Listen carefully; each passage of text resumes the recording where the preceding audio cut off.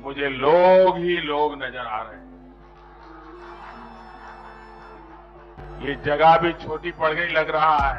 आम आदमी मास्क ना पहने तो फाइन, उसकी रोजी रोटी छिन गई तालाबंदी के कारण। मगर नेताओं की रैलियों पर कोई रोक नहीं है। मीडिया ने दिखाने के नाम पर सिर्फ औपचारिकता पूरी की है। ताल ठोके की शुरुआत कुछ तस्वीरों के साथ कर रहे हैं कि किस तरह से कोरोना का मजाक बनाकर रख दिया इन लोगों ने। तबलीगी जमात के मरकज के अंदर की तस्वीरें हम आपको दिखा रहे हैं। सैकड़ों की संख्या में ये जमाती हैं वहां पर, सैकड़ों की संख्या में।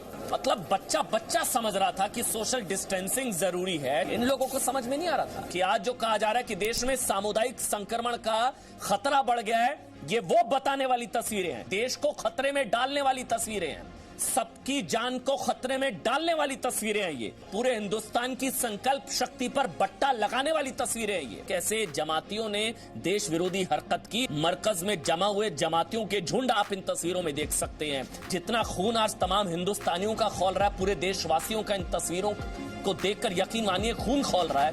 कोरोना कैसे फैला, ये लापरवाही नहीं, एक तरीके का षड्यंत्र क्यों ना कहा जाए इसको। क्या एक षड्यंत्र है? दिल्ली को इटली बनाने की षड्यंत्र है, साजिश है क्या ये? क्या ये जानबूझकर किया जा रहा है? आपको माफ नहीं किया जा सकता है। आप अगर हाथ जोड़ के भी आज भारत के देशवासियों से माफी मांगे तो हम माफ नहीं करने वाले। हिम्मत कैसे हुई?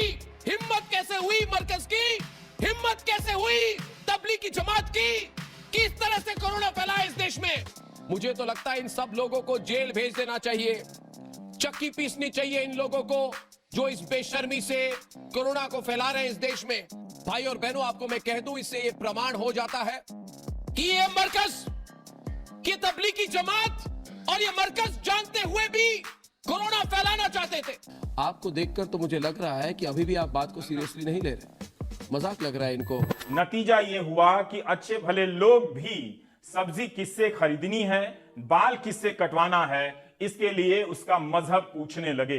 सांप्रदायिक सौहार्द और खराब हुआ और अंतर्राष्ट्रीय स्तर पर इन खबरों से हम सभी को शर्मिंदा होना पड़ा। अगर शर्मिंदा होते हैं तो अंदर तो होता होगा, मैं व्यक्त तो करने से अपने आप को बहुत रोक लेती हूँ। लेकिन कौन समझाएगा इन साधु संतों को? लाखों की संख्या में ये साथ साथ स्नान कर रहे हैं, मास्क किसी ने लगा नहीं रखा है, और ये अब यहाँ हरिद्वार से निकलकर पूरे देश में फैलेंगे। इनके आश्रम में आने वाले लोगों तक ये कोरोना पहुंचेगा। क्या देश का साधु संत इतना गैर जिम्मेदार हो सकता है? अगर सरकारों ने चादर ओढ़ ली है, सरकार तैयार नहीं है कोई फैसला लेने के लिए, तो क्या देश के साधु संतों की जिम्मेदारी नहीं है? फिर मैंने मॉम को बोला, मॉम हिंदू खतरे में है और इसके लिए मैं तो इस्लाम में कन्वर्ट करा रहा हूँ।